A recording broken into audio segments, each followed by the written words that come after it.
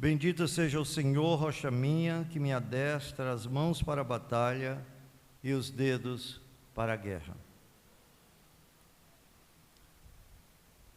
Meus irmãos, confesso que já estou com saudade, mas sei que tudo está na providência de Deus, e que se assim Ele permitir, no próximo ano estaremos juntos.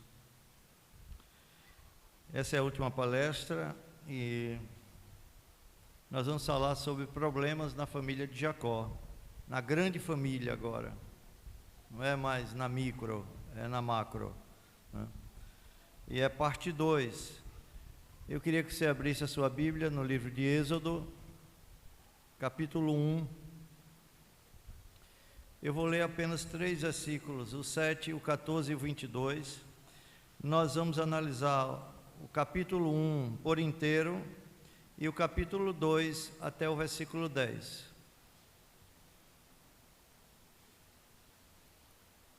Êxodo 1, 7, 1, 7, 1, 14 e 1, 22.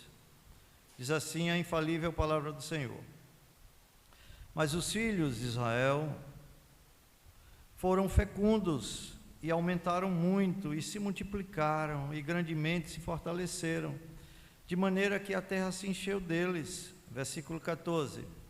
E lhes fizeram amargar a vida com dura servidão em barro e em tijolos, e com todo trabalho no campo, com todo o serviço em que na tirania o serviam. 22. Então ordenou Faraó a todo o seu povo, dizendo: A todos os filhos que nascessem aos hebreus lançareis no Nilo, mas a todas as filhas deixareis viver. Vamos orar mais uma vez.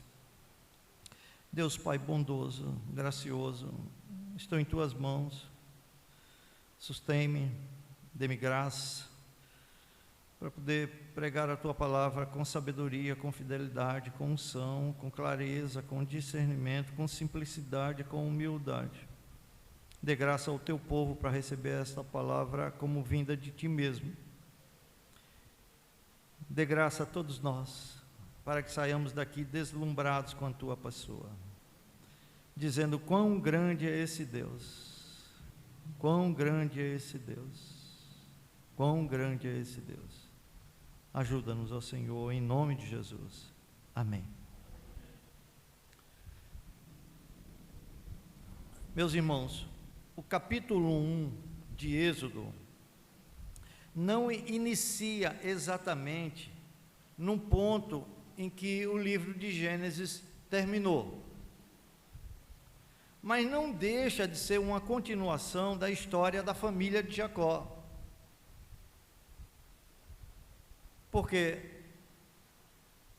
essa história está registrada dos capítulos 37 a 50 de Gênesis, e agora no capítulo 1 de Êxodo, Moisés faz como que uma recapitulação da história de Moisés, ou da história da família de Jacó.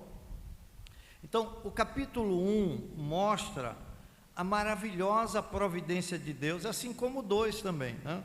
No cumprimento de suas promessas para Abraão, para Isaac e Jacó. Que promessas? De ser uma grande nação, de ser uma multidão de povos, de ser uma nação e multidão de nações. Mesmo quando as dificuldades parecem comprometer o cumprimento da promessa de Deus, Deus está agindo poderosamente através de problemáticas e frágeis famílias para dar curso ao seu propósito redentor na história. Isso é maravilhoso de ver. E o texto que nós vamos analisar nessa noite mostra esse agir de Deus, esse agir soberano, providencial. E nós vamos ver, em primeiro lugar, a bondade de Deus ao multiplicar o povo de Israel no Egito. E vamos entender como Deus está dando curso ao seu propósito redentor na história e ao cumprimento das suas promessas a Abraão, a Isaac e a Jacó. Êxodo capítulo 1, versículo 1. Então, em primeiro lugar, relembrando aos irmãos, veremos a bondade de Deus ao multiplicar o povo de Israel no Egito. Êxodo 1, versículo 1, diz assim: são estes os nomes dos filhos de Israel que entraram com Jacó no Egito. Cada um entrou com a sua família. Muito bem, como eu disse, o capítulo 1 é a recapitulação dos capítulos 37 a 50 de Gênesis. Jacó está entrando no Egito, mas Jacó foi para o Egito em atendimento ao chamado de José. Então a gente volte um pouquinho aí, Gênesis 45, 13. Veja o recado que José manda pelos seus irmãos, quando ele se dá a conhecer aos seus irmãos. Ele diz assim: anunciai a meu pai toda a minha glória no Egito, e tudo o que tendes visto. Apressai-vos e fazei descer meu pai para aqui. 46, de 1 a 6, Jacó recebe o recado, está relutante em ir para o Egito, mas veja o que diz os versículos de 1 a 6. Partiu, pois, Israel com tudo o que possuía, e veio a Beceba. Beceba era o lugar onde Abraão, Isaac e o próprio Jacó já tinham adorado ao Senhor em outras ocasiões. E o texto diz que e ofereceu sacrifícios ao Deus de Isaac, seu pai. Nesse momento, olha o que acontece: falou Deus a Israel em visões. Então Deus deu uma visão a Jacó naquele instante. Deus vai dar uma palavra a Jacó através dessa visão. Falou Deus a Israel em visões de noite e disse: Jacó, Jacó. Ele respondeu: eis-me aqui. Então disse: eu sou Deus, o Deus de teu pai. Não temas descer para o Egito, porque lá eu farei de ti uma grande nação. Jacó estava com medo de descer para o Egito. Ele sabe as experiências passadas, mas agora Deus está dizendo: não temas descer para o Egito, porque lá eu farei de ti uma grande nação. Versículo 4: eu descerei contigo para o Egito, e te farei tornar a subir certamente. Pode ter certeza, eu estarei com você na descida ao Egito, e eu te farei retornar à terra de Canaã. A mão de José fechará os teus olhos. Você vai morrer lá no Egito, né? Então se levantou Jacó de Beceba, e os filhos de Israel levaram Jacó, seu pai, e seus filhinhos e as suas mulheres nos carros que Faraó enviara para o levar. Meus irmãos, aqui Jacó não tem dúvida de que o chamado de Deus havia chegado para ele. Então aprenda de cara, meu irmão, uma lição preciosa: não viaje para, aspas aí, o Egito sem uma indicação da vontade divina. Todas as mudanças familiares devem ser feitas sob as instruções do céu. Isso garante segurança, proteção e desenvolvimento, embora às vezes também seja agregada a disciplina, mas é para o nosso bem. Que grande consolação goza aquele que emigra de acordo com a vontade de Deus revelada em sua palavra. ele tem consigo a presença de Deus. Eu descerei contigo para o Egito. Lá adiante, em Êxodo, no capítulo 33, versículo 15, Moisés diz: se a tua presença não vai comigo, não nos faça subir deste lugar. Irmão, aprenda uma coisa: onde a vontade de Deus vai guiá-lo, a graça de Deus nunca vai deixá-lo. O inverso também é verdadeiro. Ao mandar Jacó para o Egito, como ele fez também com José, o pai de Jesus, lá adiante no Novo Testamento, Mateus 2,13, a gente vê isso. Deus estava promovendo propósitos sábios e benéficos. É maravilhoso, meus irmãos, a sabedoria de Deus é inescrutável.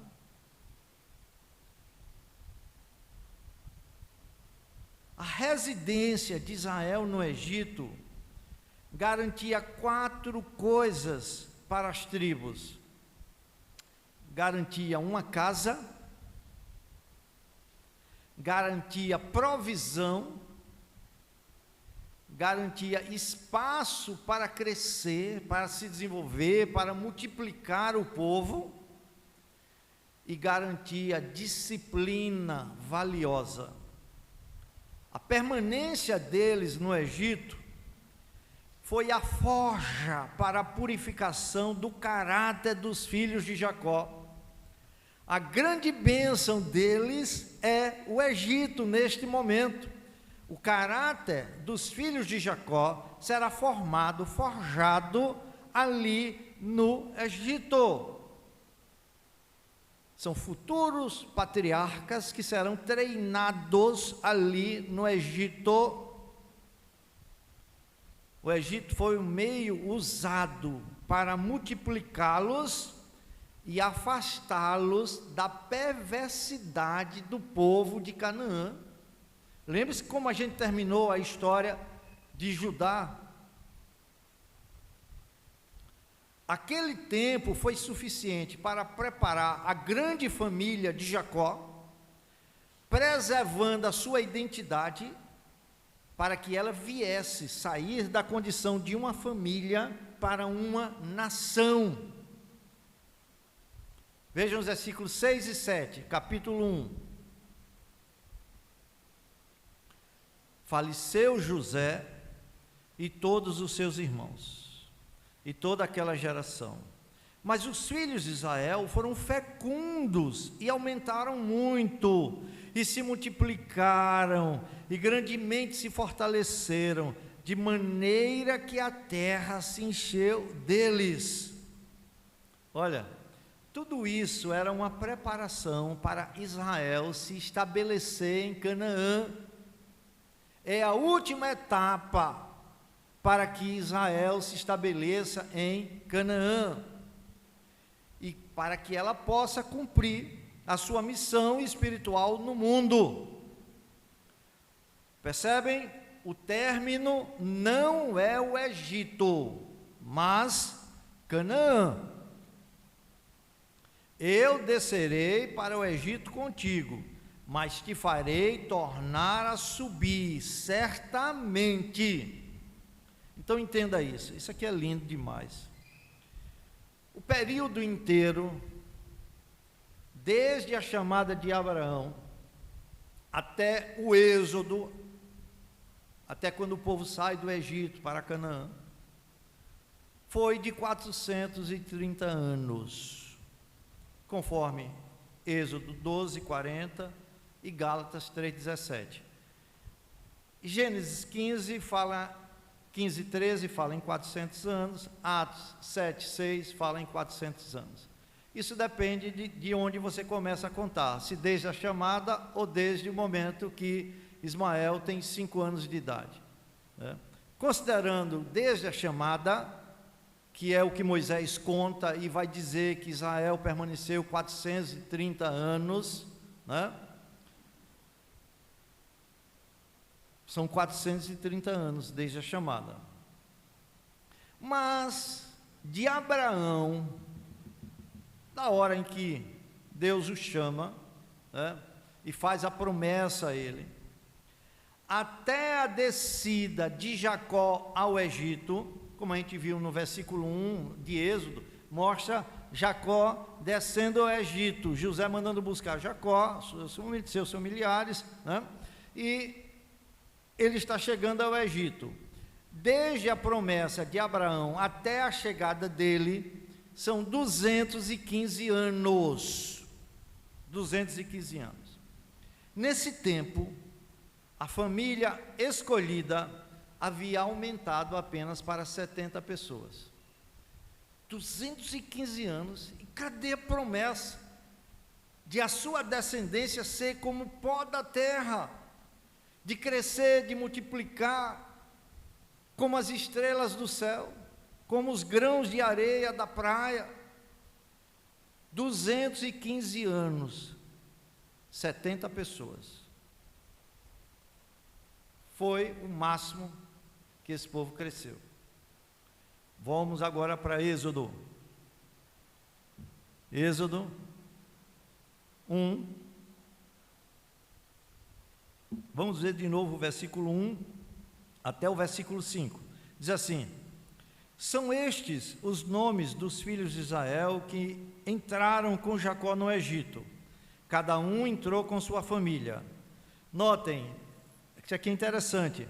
Eles são agrupados por ordem de nascimento aqui.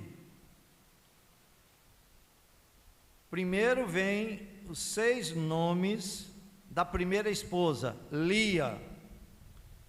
Versículo 2: Rúben, Simeão, Levi e Judá, Issacar e Zebulon. Agora vem o filho da segunda esposa, Raquel e Benjamim.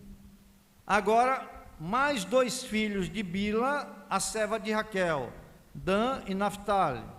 Mais 2 filhos de Zilpa, a serva de Bila, a serva de Lia, Gade e Asser. E o versículo 5 diz: todas as pessoas, pois, que descenderam de Jacó foram 70. José, porém, estava no Egito.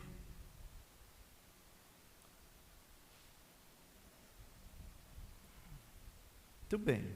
Quantos anos da promessa até Jacó chegar no Egito? 215. Da descida do Egito, da chegada no Egito, até o Êxodo, são mais 215, perfazendo 430 anos. Desses últimos 215 anos lá no Egito, 115 anos foram vividos debaixo da sombra de José, gozando do bem bom da terra egípcia. Enquanto José governou como príncipe do Egito, os israelitas ocuparam uma posição privilegiada.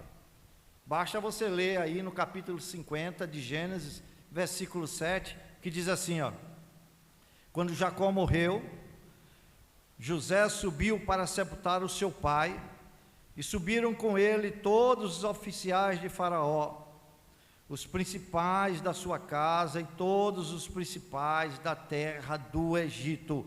Todos os principais da terra do Egito estão acompanhando José. Mostra o prestígio da família de Jacó ali no Egito.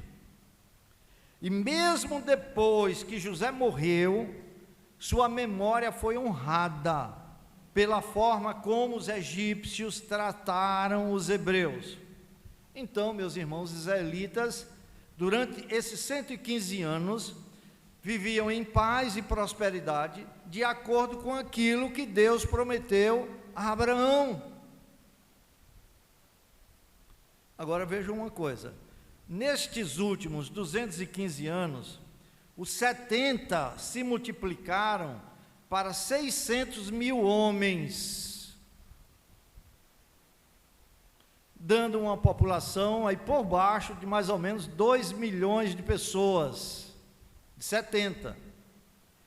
Este aumento extraordinário foi o cumprimento da promessa feita muito tempo antes a Abraão, promessas ratificadas, confirmadas com Isaac e Jacó.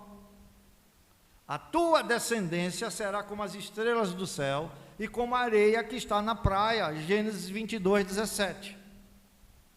Irmãos, às vezes as providências de Deus podem parecer por muito tempo que estão frustrando as suas promessas e se opondo a elas. Isso acontece para que a fé do seu povo possa ser testada e o próprio poder seja ainda mais glorificado.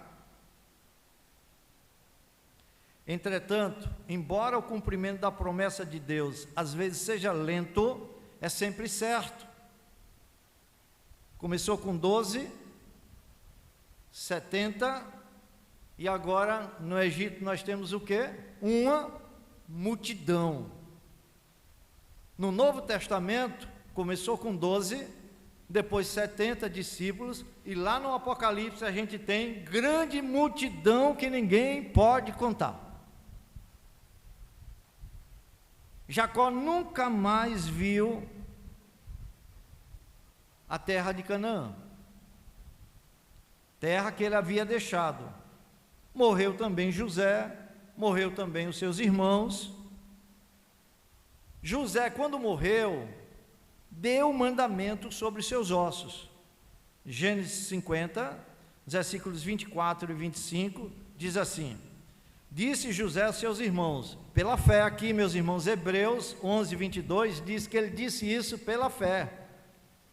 José disse a seus irmãos: morro, porém Deus certamente vos visitará e vos fará subir desta terra para a terra que jurou dar a Abraão, a Isaque e a Jacó. José fez jurar os filhos de Israel, dizendo: certamente Deus vos visitará e fareis transportar os meus ossos daqui. Jacó e todos os seus filhos morreram na fé e se tornaram herdeiros de uma melhor Canaã, a Canaã celestial. Por trás da Canaã terrena havia algo melhor, uma herança que eles e nós podemos compartilhar juntos. Fiel é o Senhor no cumprimento das suas promessas. Então aqui nós vimos a bondade de Deus em multiplicar o povo de Israel no Egito. Ele podia ter multiplicado antes, mas multiplicou no Egito. Ele preparou todas as coisas, encaminhou José primeiro para o Egito, preparou todo o terreno, colocou José na condição de governador ali do Egito, fez com que seus irmãos fossem ali por conta da fome. A providência de Deus está trabalhando, houvesse a identificação de José, o conhecimento e reconhecimento dos seus irmãos. José manda buscar o seu pai chega ali com 70 pessoas, e José diz: diga que eu cuidarei dele, e José cuidou mesmo. Foi um tempo fértil, um tempo de prosperidade, um tempo abençoado, onde o povo podia ter segurança, ter provisão, ter disciplina, ter tudo, e acima de tudo mais, poder se multiplicar com tranquilidade.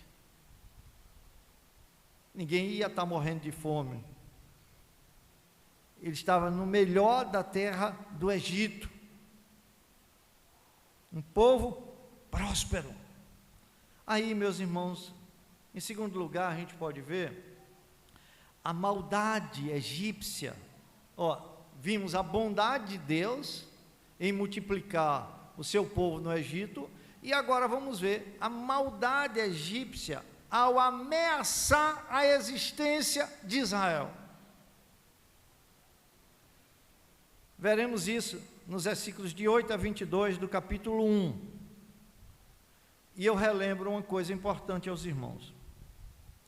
Desde a época que Jacó veio para o Egito, até o início da escravidão israelita, foram 115 anos sem escravidão. 215 lá na terra, com mais 115, dá 330, você vai ver que, na realidade, de escravidão mesmo, você só tem 100 anos. Certo? Então, esses 115 anos que Jacó chegou ali, foi uma época de muita prosperidade para os israelitas. Mas, de repente, essa prosperidade sofre uma guinada. Por que será? Vejam o versículo 8. Olha como Deus agora vai trabalhar. Entre mentes se levantou novo rei, que não reconhecera a José. O novo rei não sente qualquer obrigação, qualquer gratidão em relação aos israelitas. O novo faraó está agora preocupado com a multiplicação do povo israelita. E ele toma 3 medidas para frear o seu crescimento. Isso aí contra o quê, meus irmãos? Contra o propósito de Deus de multiplicar esse povo. Deus está preparando esse povo para ser uma nação. E o faraó, como um tipo de Satanás, usado por Satanás, governado em espírito ali pelos desejos de Satanás, ele quer frear o crescimento do povo de Deus. E ele toma 3 medidas. Primeiro, ele forçou o povo de Deus a se tornar escravo. A escravidão começa aqui, nos últimos 100 anos que o povo vai passar ali no Egito. Até esse momento não tem escravidão. É com esse novo faraó. Versículos de 9 a 14. Ele disse ao seu povo: eis que o povo dos filhos de Israel é mais numeroso e mais forte do que nós. Eia, usemos de astúcia para com ele, para que não se multiplique, e seja o caso que, vindo guerra, ele se ajunte com os nossos inimigos, peleje contra nós e saia da terra. E saia da terra. E saia da terra. Versículo 11. E os egípcios puseram sobre eles feitores de obras, para os afligirem com suas cargas, e os israelitas edificaram a Faraó, a cidade de celeiros, Pitom e Ramassés. Mas quanto mais os afligiam, tanto mais se multiplicavam e tanto mais se espalhavam, de maneira que se inquietavam por causa dos filhos de Israel. Então os egípcios, com tirania, faziam servir os filhos de Israel, e lhe fizeram, olha as expressões aqui, lhe fizeram amargar a vida com dura servidão, em barro e em tijolos, e com todo o trabalho no campo, e com todo o serviço em que na tirania os serviam.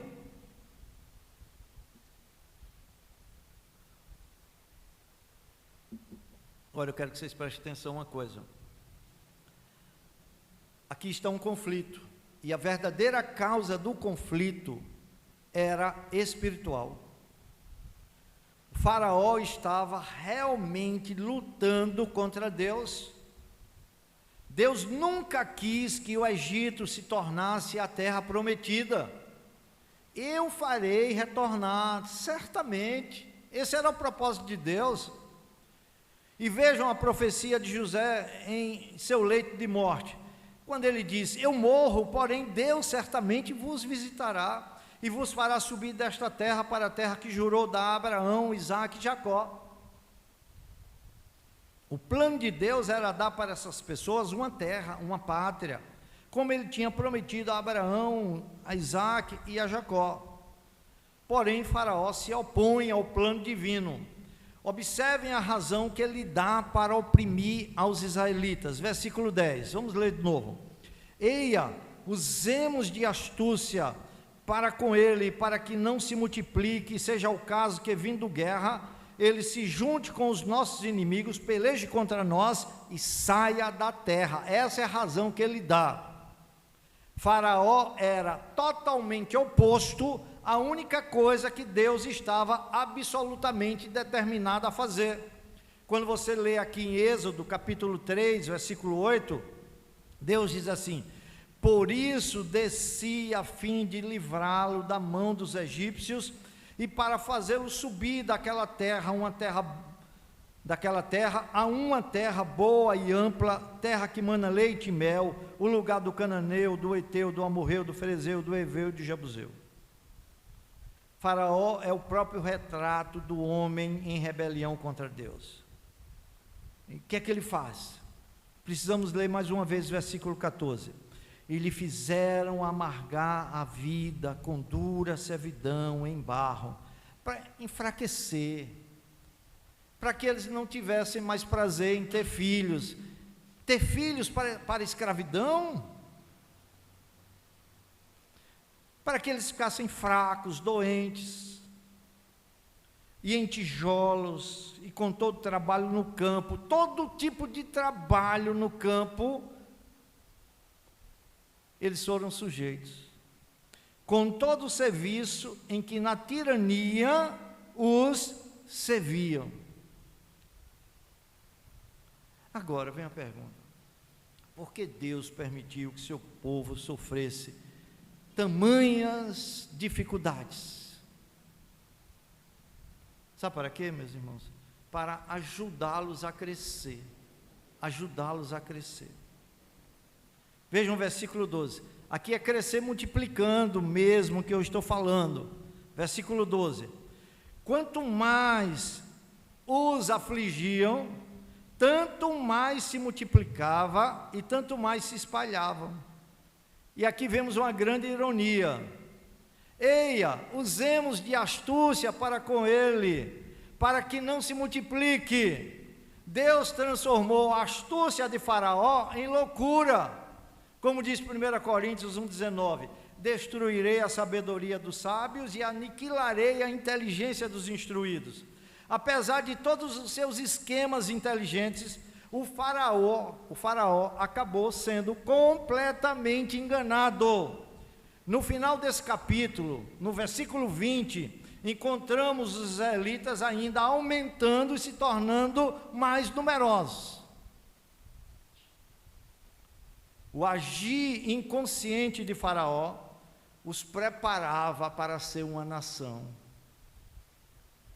Ele está pensando que vai destruir o povo, mas é exatamente isso que Deus quer fazer: multiplicar o povo, e vai multiplicar através dessas aflições. Ao manter os israelitas escravizados, o novo Faraó realmente ajudou a preservar a sua identidade, como um povo separado de Deus. Faraó os separou dos egípcios completamente. Se eles tivessem sido deixados, entregues a si mesmos, teriam sido derretidos e absolvidos na raça egípcia, e perderiam a sua identidade como povo de Deus.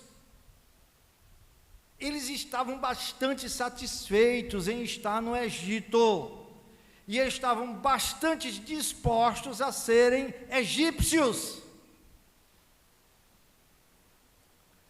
Em grande medida, eles começaram a adotar as superstições, as idolatrias e as iniquidades do Egito. A escravidão é o ato de misericórdia de Deus, para que eles não progredissem nos pecados do Egito. Eles devem ser um povo separado.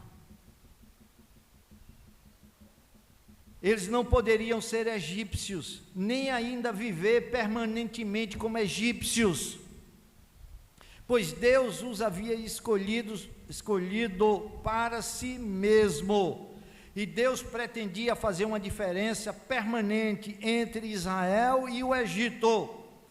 Meus irmãos, eu confesso, eu fico maravilhado em ver o cuidado de Deus com o seu povo. Estranho é, mas é maravilhoso. Olha, quando eles estão sendo absolvidos pela cultura cananeia, Deus prepara José para ir ao Egito e faz com que eles migrem da terra de Canaã para o Egito, para separá-los ali, para preservar a identidade deles como um povo separado. Quando eles chegam ali no Egito, que desfruta de toda a fertilidade egípcia, de toda a prosperidade, de todas as benesses que José, na sua condição, promoveu e deixou em estágio de prosperidade para eles, eles construíram casas, tinham rebanhos, tinham propriedades, eles tinham tudo. Sair daqui para onde? Eles esqueceram a promessa de voltar para a terra de Canaã. Não era negócio voltar para a terra de Canaã. O Egito estava enraizado dentro deles.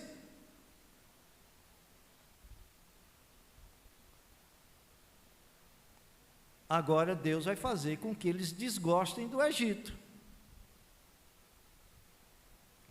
Pela dureza da servidão, Deus levantou esse faraó terrível, homem mau, perverso, que em tudo o que eles faziam, eles eram atingidos pela tirania egípcia.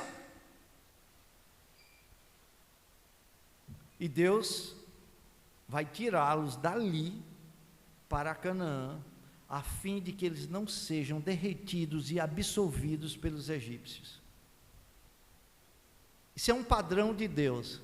Posteriormente, quando eles estiverem lá na terra de Canaã, que começarem outra vez a serem absolvidos pelas práticas cananeias, Deus vai levá-lo em escravidão para a Babilônia, e assim eles vão migrando, e Deus misericordiosamente tratando-os com um chicote, para o bem, para preservar o seu espírito, para preservar a sua alma.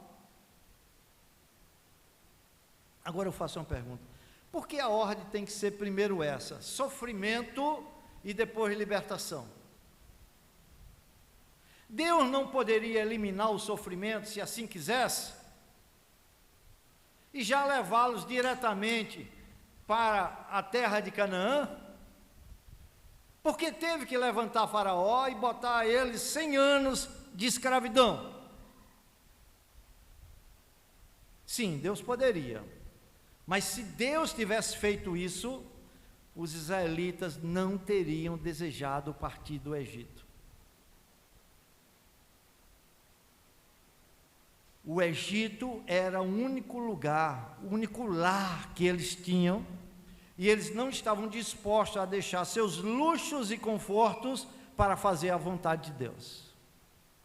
Por isso foi preciso sofrimento e escravidão para fazer o povo de Deus clamar por salvação. E quando eles clamam, como nós lemos aqui, fizemos a leitura na devocional 2:25, Deus lembra-se do pacto com Abraão, com Isaac e Jacó, e ouve a oração deles e atende.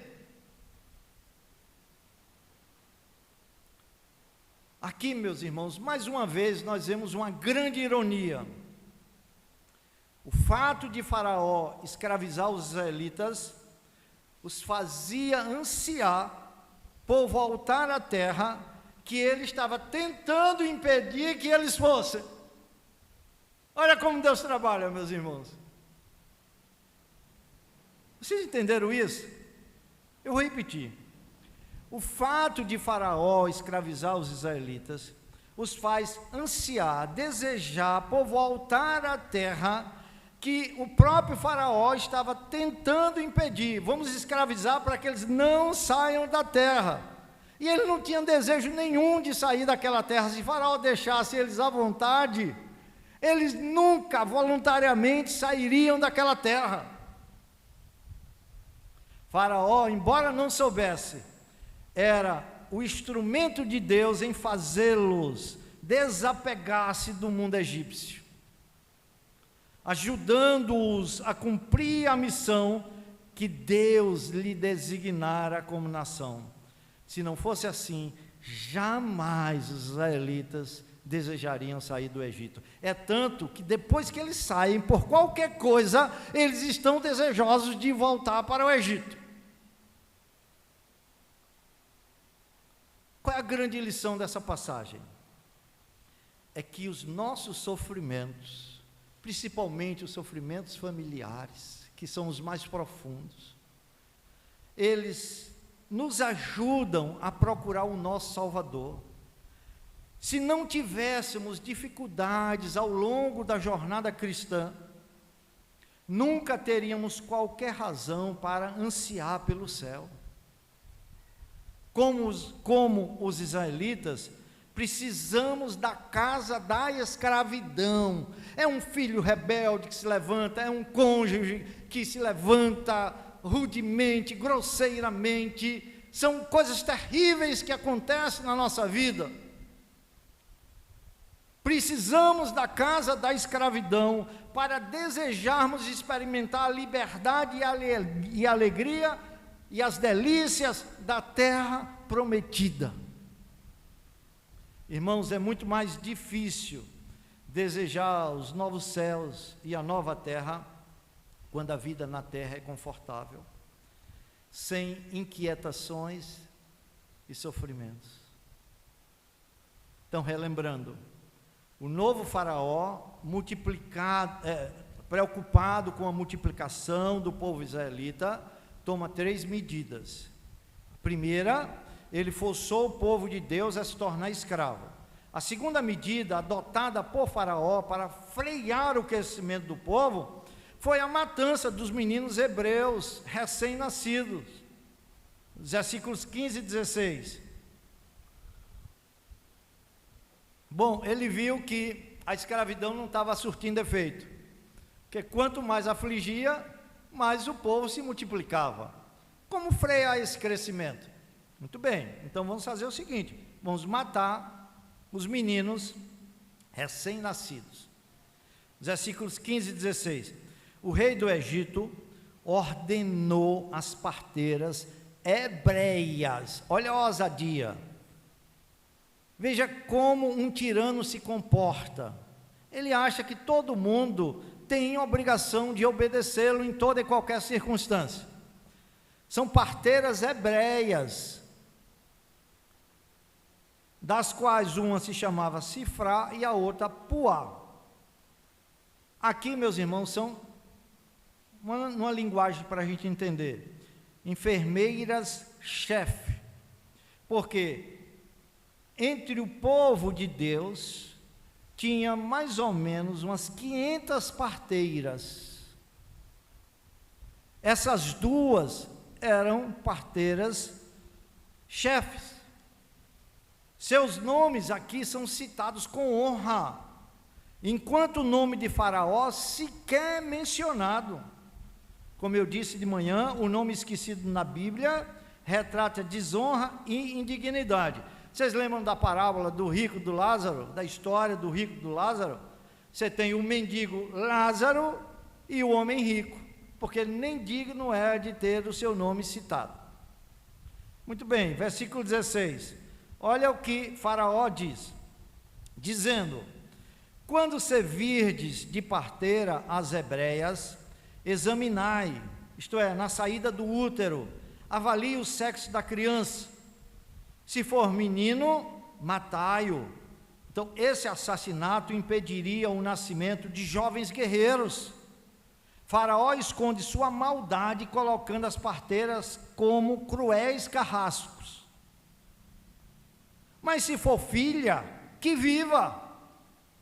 As mulheres seriam preservadas porque poderiam servir para gratificar a luxúria dos egípcios ou ser incorporada na cultura ali, nas famílias egípcias, casando com qualquer egípcio. E aí não causaria problema nenhum. Faraó, como instrumento de Satanás e um tipo dele, está se opondo ao plano de Deus. Eu quero que vocês percebam que Satanás está por trás do governo de Faraó. Satanás deseja destruir a semente de Abraão para tornar impossível a vinda do prometido. O assassinato de Abel foi a sua primeira tentativa. Aqui está uma tentativa em maior escala, que foi seguida por muitas outras até a chegada de Cristo. A última tentativa foi lá em Mateus 2,16, quando Herodes mandou matar todos os meninos de Belém e de todos os seus arredores, de 2 anos para baixo.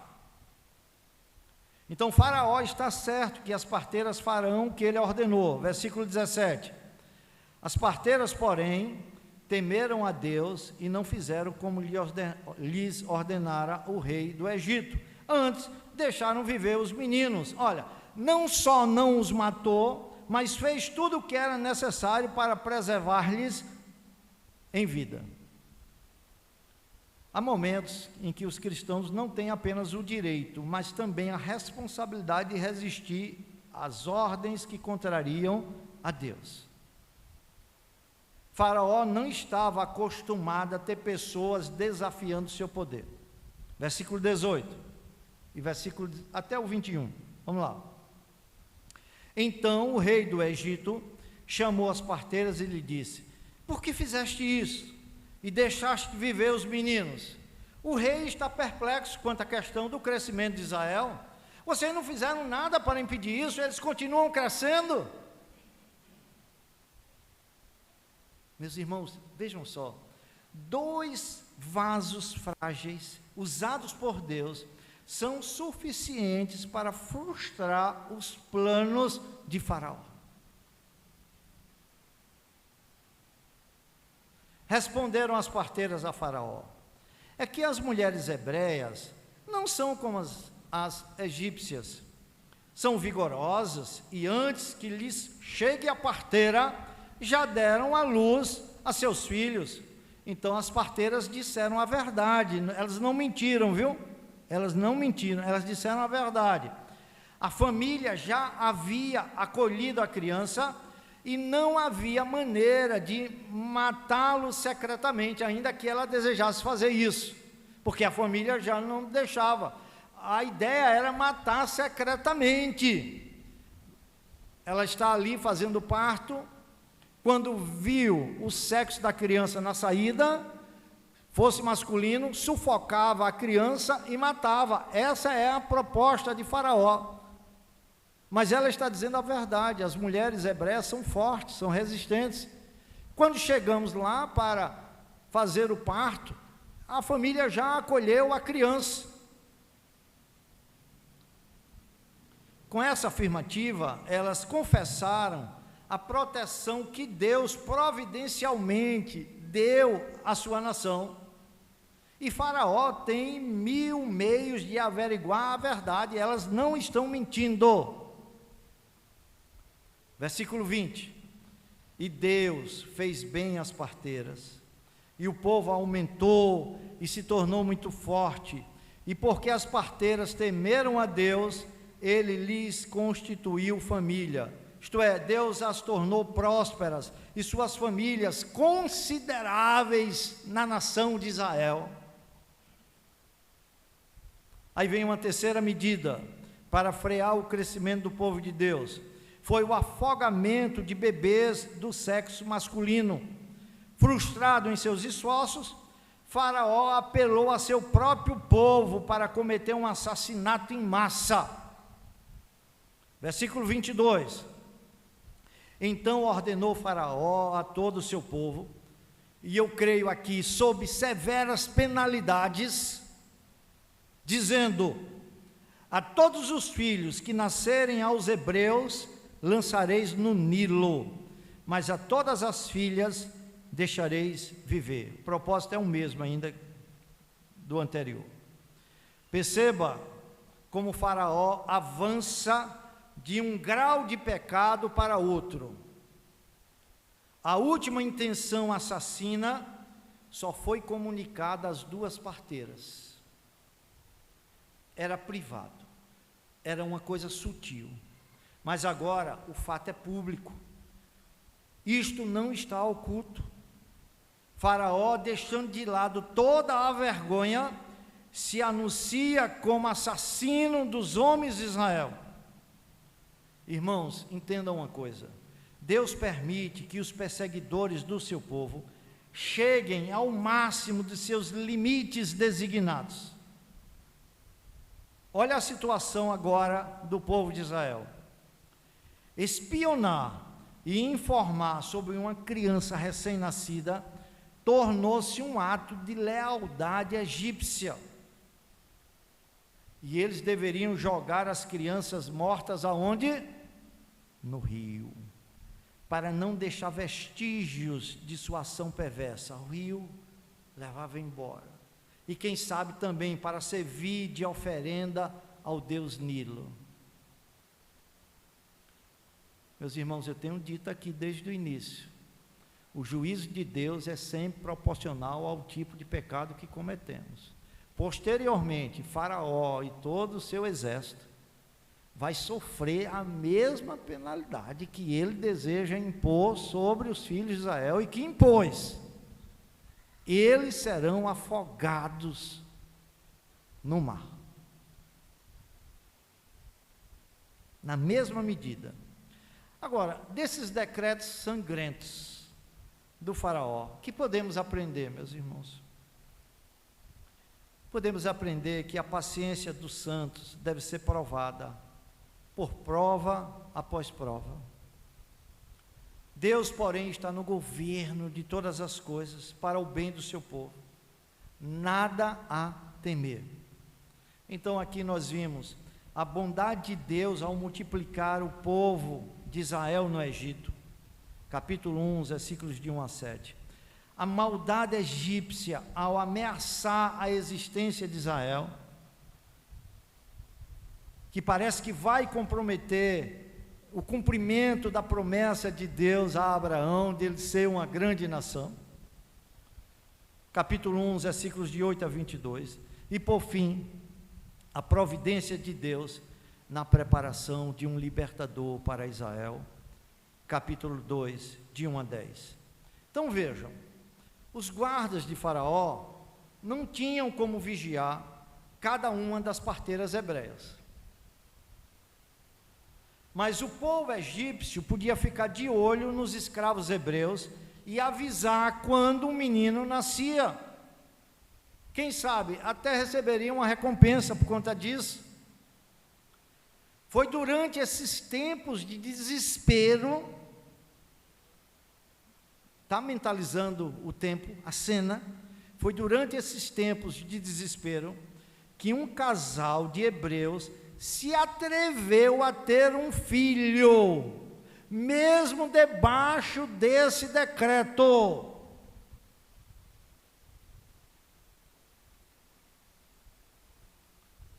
E o que acontece?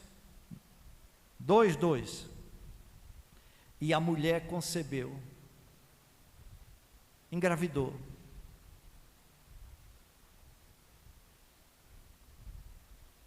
E deu à luz um filho.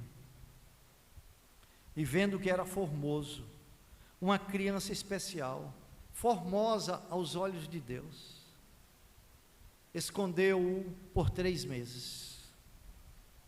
Hebreus 11, 23, a gente, olha, toda a história aqui do Antigo Testamento, a gente tem que olhar esse capítulo 11, Hebreus 11, 23, e entender o porquê pela fé. Diz assim, aliás, não tem que ver apenas 11, 23, 11, 23 aqui agora, né? O capítulo inteiro que fala dessas testemunhas. 11, 23 diz, pela fé Moisés, apenas nascido, foi ocultado por seus pais durante 3 meses, porque viram que a criança era formosa e também não ficaram amedrontados pelo decreto do rei. Não ficaram amedrontados quando resolveram ter um filho e não ficaram amedrontados quando o filho nasceu. Seus pais ocultaram a criança. Por quê? Porque estão esperando integralmente pela ajuda de Deus, desde o primeiro momento. Eles estão esperando por seu apoio. Durante 3 meses, eles o esconderam em algum cômodo privado de sua própria casa, considerando que era uma casa pequena, sob o risco de suas próprias vidas, se o menino fosse descoberto. No final de 3 meses, provavelmente quando os investigadores chegaram às redondezas procurando crianças escondidas, como os pais já não podiam mais escondê-lo por mais tempo, talvez a fé deles agora também começasse a esmorecer, então vem um plano desesperado. É um desespero humano agora. Pegaram a criança, colocaram em uma arca de juncos à borda do rio. Meus irmãos, nesse exato momento, Deus estava trabalhando na história para salvar seu povo. Versículo 3, diz assim: não podendo, porém, escondê-lo por mais tempo. Agora, eu fico a pensar, eu gosto de ler o texto e colocar a imaginação em ação. Imagine a tensão desses pais. Eu lembro que um dia, conversando com o Rogério, ele fez uma citação do pastor Edson, e a citação foi: tempos desesperados exigem medidas desesperadas. E eis aqui, tempos desesperados com medidas desesperadas. Tomou um cesto de junco, calafetou-o com betume e piche, e pondo nele o menino, largou-o no carriçal à beira do rio. Agora, temos que ver aqui uma desobediência criativa. Se o faraó decretou que todos os meninos deviam ser jogados no rio, então no rio ele iria. Né? Mas ainda assim, essa atitude vai contra todos os instintos maternais. Mas temos que entender que ela está fazendo isso por um ato de fé. Ela colocou a sua fé no Senhor. Moisés jamais teve uma proteção tão poderosa ao seu redor do que nesta ocasião, quando navegava a sós, um indefeso bebê sobre as águas infestadas de jacarés. Não havia água ou egípcio que lhe pudesse causar dano. A grande lição é: Deus está mais presente ao nosso lado quando parecemos estar mais abandonados e desamparados. Irmãos, em tempos de extrema dificuldade, é bom depositarmos toda a nossa confiança na providência de Deus. Então vejam, se os pais de Moisés tivessem exposto o seu filho, enquanto poderiam mantê-lo preservado, eles teriam tentado a providência de Deus. Mas quando não puderam, eles confiaram na providência, colocando-o nas águas do Nilo. Deus colocou essa atitude desesperada no coração dos pais de Moisés, para cumprir os propósitos de Deus. Eles não têm a mínima noção do que pode vir a acontecer.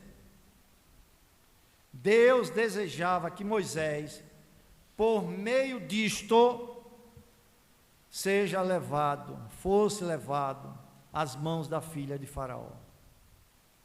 Então Deus chega a um extremo faz com que, permite que aqueles servos cheguem a um extremo de desespero, e em sua última ação, coloca a criança no leito do rio. Versículo 5. Enquanto isso, Deus está movendo o outro lado da circunstância. Desceu a filha de Faraó para se banhar no rio. sincronizando as ações, foi realizar suas oferendas religiosas. E as suas donzelas passeavam pela beira do rio. Vendo ela, a filha de Faraó, o cesto no carriçal, enviou a sua criada e o tomou. Percebam aqui a maravilhosa providência de Deus. A filha de Faraó foi a primeira a encontrá-lo. Somente ela poderia seguramente ignorar o decreto do próprio pai. Se ele tivesse caído nas mãos de qualquer outra pessoa que não fosse as de quem caiu, não fariam ou não ousariam fazer outra coisa a não ser lançá-lo diretamente para dentro do rio, afogando-o. Mas a providência trouxe para ali não menos que a filha do Faraó. Você vê que não há casualidade na vida do cristão. Versículo 6. Abrindo o cesto, viu a criança, e eis que o menino chorava. Teve compaixão dele e disse: este é menino dos hebreus.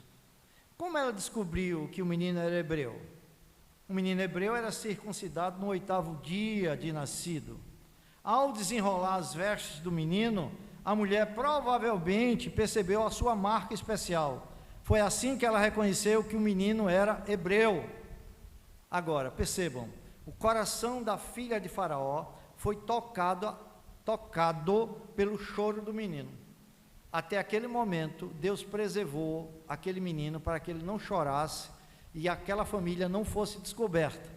Mas agora é hora dele chorar diante da filha de Faraó.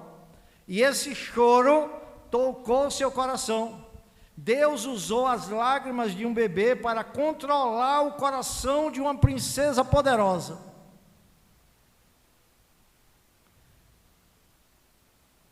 E em desafio direto ao seu pai, ela decidiu adotá-lo como seu próprio filho. Meus irmãos, está aqui uma gentia que fazia parte do plano de salvação de Deus. Mas também Deus estava agindo por meio da irmã de Moisés, Miriam. Deus usou as palavras de Miriam a fim de providenciar para o bebê, que ele fosse criado por sua própria mãe. Versículos 7 e 8. Então disse sua irmã, a filha de Faraó. Olha, aqui eu vou abrir um parêntese. Veja que a mãe de Moisés fez isso como um ato de fé. Senão, não mandaria Miriam acompanhar a criança. Se ele ia morrer afogado, para que acompanhar a criança? Ela sabia que Deus ia fazer alguma coisa. Por isso mandou que Miriam acompanhasse a criança.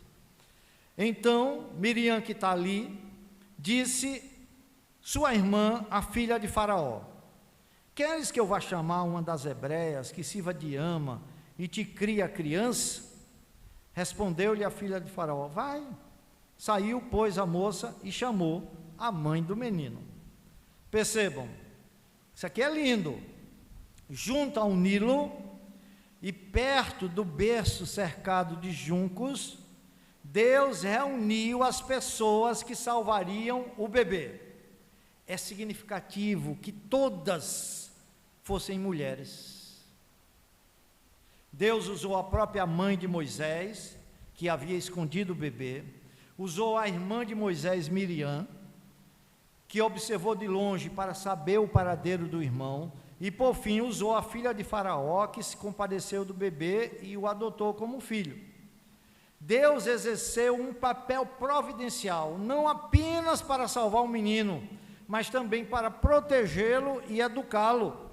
Versículo 9, vê que estamos chegando ao fim, só vai até o 10, Então lhe disse a filha de Faraó: leva este menino e cria-mo, pagar-te-ei o teu salário. A mulher tomou o menino e o criou. É maravilhoso ver como Deus opera a sua vontade.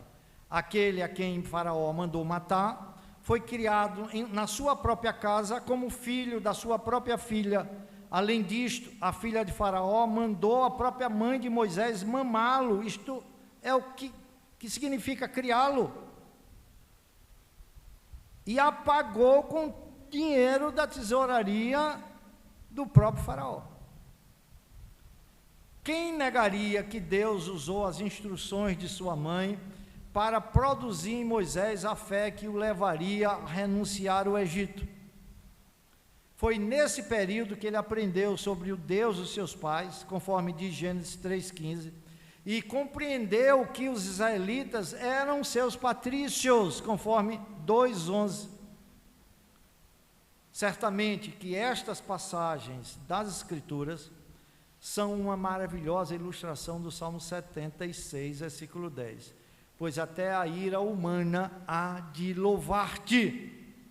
Faraó desejou destruir Israel, mas inconscientemente sua ira levou Moisés a ser treinado para libertá-los, enquanto o Egito pagava a conta.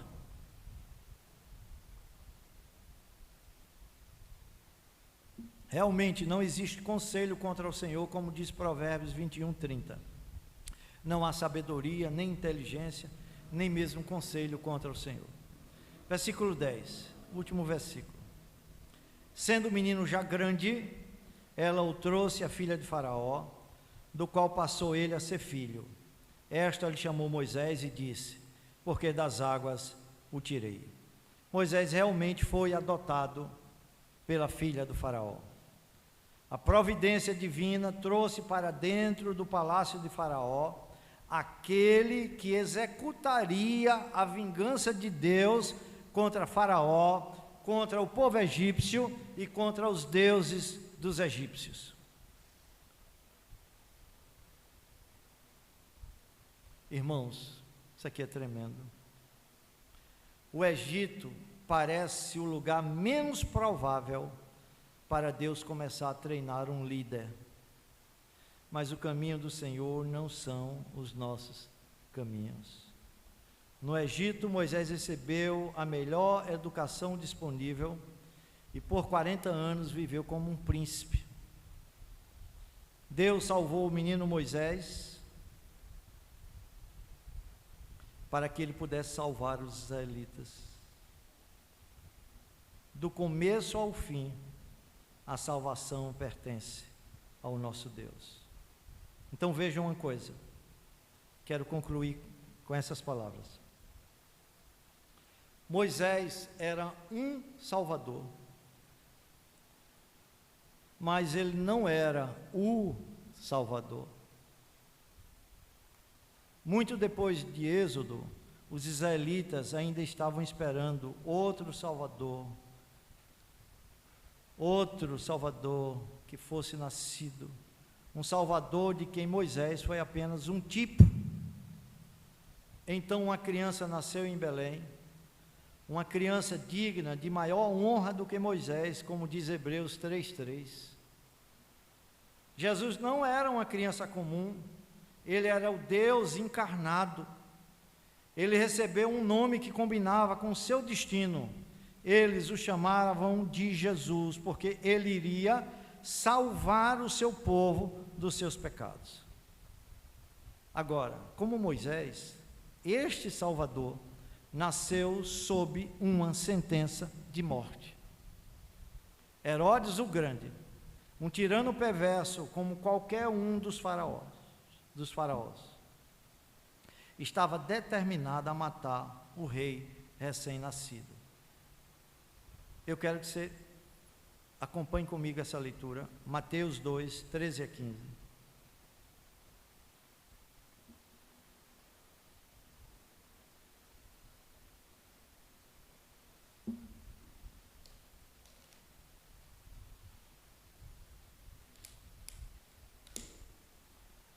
Diz assim: tendo eles partido, eis que apareceu um anjo do Senhor a José em sonho e disse: dispõe-te, toma o menino e sua mãe, foge para o Egito e permanece lá até que eu te avise.